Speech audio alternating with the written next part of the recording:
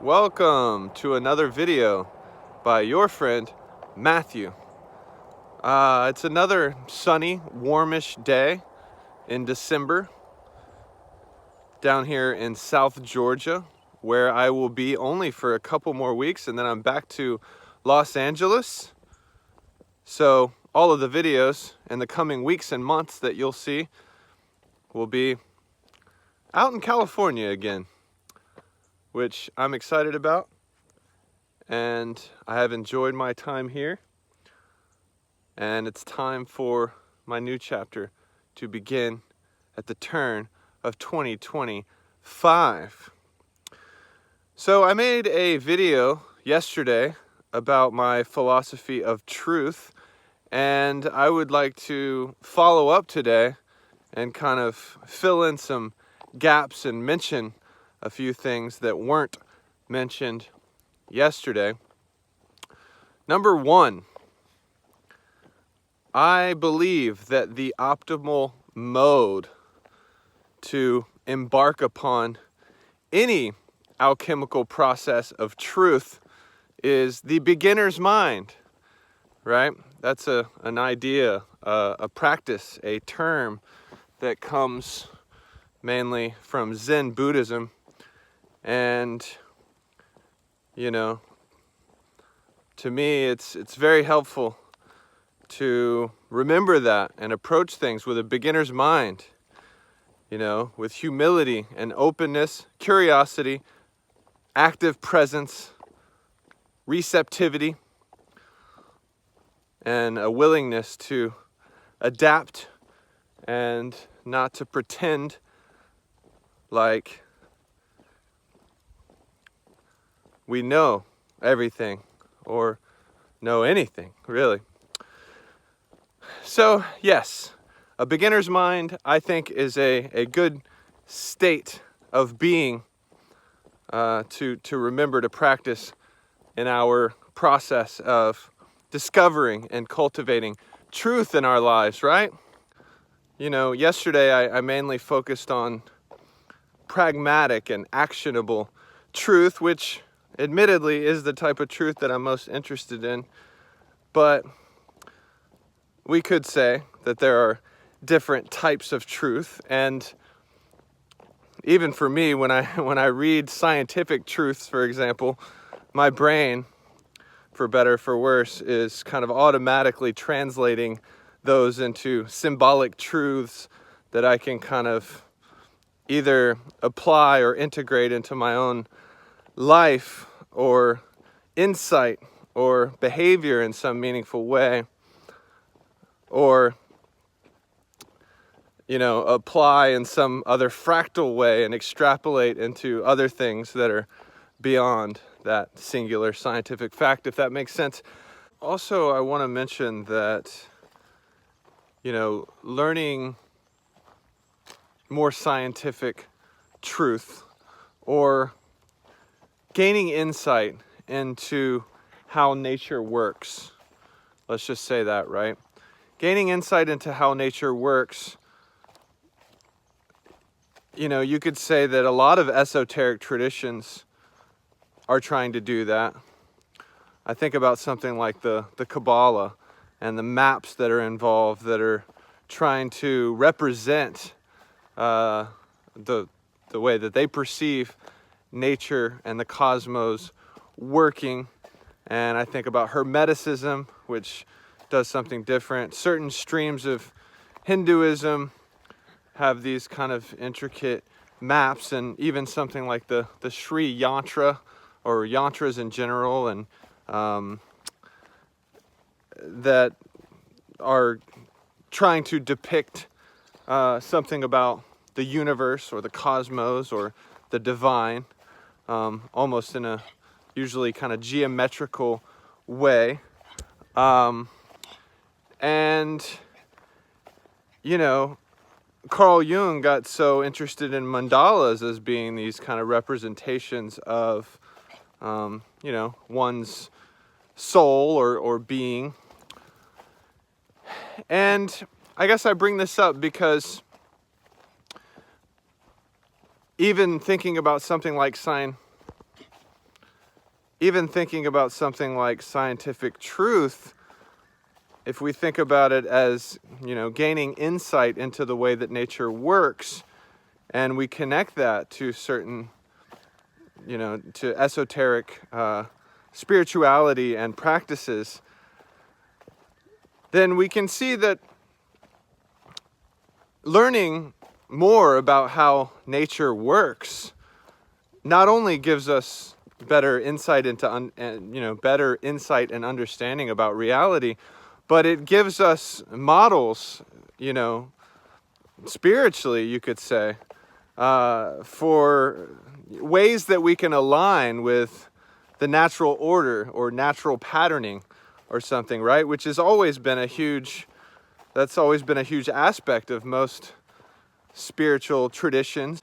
Think about like Taoism or something, right? Trying to understand the Tao, which is kind of like the ultimate principle, and trying to align with the Tao. And relatedly, I've been looking into living systems, right? Trying to learn more about how living systems work. And again, doing that, number one, so I can have a better understanding and insight into living systems. But number two, I think it could be really wonderful to apply the dynamics of living systems into all of our human design systems, from the economy to urban design and all that sort of thing, right? So that's a good example of kind of this alchemical process of truth, learning this insight that is perhaps objective or static, you could say, and then kind of folding it in so that it's living and increasingly embodied in the ways that we might align with it or model our lives or our systems around this pattern in nature, for example, right? But yes, there are different types of truth, and the different types of truth have different types of consequences. Speaking of science, you could say that the scientific method is a furnace in the ways that I was talking about furnaces in the last video, as a medium or catalyst for this alchemical process of turning base materials into some sort of gold, right? The scientific method is designed as this process that is supposed to result in some sort of refined truth or understanding. And so that's cool. And obviously things like science, things like scientific truth, often have very, very significant consequences. Might change our understanding of the solar system, our place in the solar system, our planet, right? So, and of course, scientific truths and discoveries impact our technology, of course. And so different types of truth have different types of consequences. I do divination of various sorts a lot, whether it's tarot or book divination or randonautica, taking these walks to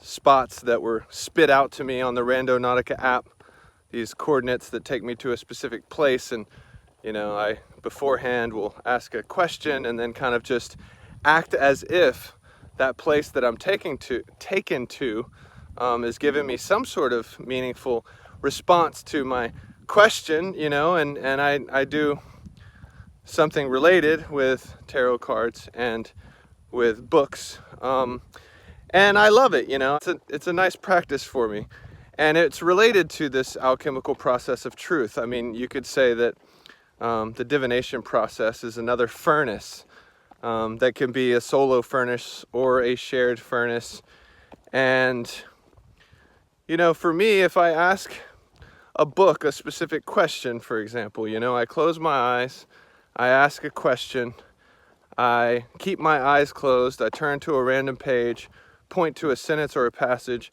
and then that is my answer to the question. And at the very least, it kind of forces my brain and my soul to, scramble and use my imagination to make sense of how, in what ways is that sentence or passage a lively response to the question. And it forces my mind to make connections that it might not have made otherwise. And in the last several years, I've just gotten a lot of food for thought through that process. And it ends up being exactly like I was saying yesterday, where it becomes, ideally, whatever insight I get from that divination process, I am then kind of folding that into my being and making it an embodied truth. So for example, if I get a tarot card that seems to indicate that I am not paying attention to some blessing that is very present in my life, but maybe I am ignoring it, unconsciously, or, not realizing that it's there, for example, right? Let's say that was my divination response. And so I'm left trying to figure out if that's true. And if it is true, what is this blessing that I am not paying attention to, right? And then through that kind of kind of letting that living question guide me, then I start discovering some embodied truth and realizing and seeing and tasting some blessing that I was not tasting before, right? And I also want to mention that there are many kind of, speaking of maxims or, aphorisms, I mentioned those yesterday. Speaking of those, there have always been kind of aphorisms about truth that I thought were interesting. So we have Emily Dickinson, who said, "Tell the truth, but tell it slant." I've always loved that. And especially with something like poetry, I write poetry as well. And I love to tell the truth, but tell it slant in poetry, in the sense that I'm not setting out to be literal. I'm not even setting out to say something that is true in the way that we think of something being true. I like to surprise myself when I'm writing. Robert Frost said if you don't surprise yourself, then you can't surprise the reader. So when I'm in the process of writing poetry, I'm setting out to kind of surprise myself and be open to kind of bizarre turns of phrase and bizarre connections and associations and all that. And so, yeah, for me, art making and poetry writing allows me to kind of tell the truth, but tell it slant, tell figurative truths that, again, kind of force me and force any reader to, it kind of knocks you off your set tracks a little bit. And just like divination kind of forces you to make connections that you might not make otherwise, and come to insights and discoveries that you might not come to otherwise. And that relates to something like neuroplasticity, right? The ability for our brains to create new pathways and new connections between neurons and stuff. I think that sort of thing gets harder the older you get, but it's still possible, of course. And I think that most of us just kind of travel down the same paved neural pathways all the time. And I think it's important to have certain practices that, you know, prevent us from just kind of solidifying too much into set pathways, and embracing the connection and the forging of new pathways and the opening up of new vistas or something, right? So I think all of that can relate to certain, you know, kinds of alchemical processes of truth. And the second and final aphorism that I wanted to bring up, which is attributed to a few different people. I can't quite determine who first said it. I know that Max Jacob, the old surrealist prose poet of the early 20th century, he was one of the people who supposedly said this, and he said it in French. But the line is, "The truth is always new." Now, that line has always been very striking to me, so much so that it's, I don't have any tattoos, but one of the main tattoo ideas that I've had for years is to get that line tattooed on my body. The truth is always new. There are many different angles that we can kind of approach that line with, but I'll just keep it simple. For me, kind of the main thrust of that line is that even if the truth itself, you know, a specific insight or a specific truth that you have come to in the past, unless it's new right now, unless you see it fresh and see the living, animated reality of that truth right now, then it's easy to kind of fall asleep to it or be so mechanical that it kind of loses its pizzazz, you know? And so to say that the truth is always new, I think that's just kind of an interesting mantra, really, as a way to, you know, something to use for practice, to ensure, or to, you know, better ensure that we don't become blind or asleep to the vital reality of the truths that we have come upon already. Yeah, I think that will suffice for today as a follow-up, a part 2 to my philosophy of truth. And you know, it's something that, you know, my philosophy of truth is in an alchemical process, just like all of my philosophies. So I am continuing to flesh it out and refine it and make it more transversal, make it hold up more, make it more relevant, more resonant, and more true to my direct experience. And so I look forward to continuing to do that. And, you know, help me out by, let's have a shared furnace together through YouTube. You know, comment with any responses and questions and connections, and, you know, tell me the truth directly, tell me the truth slant,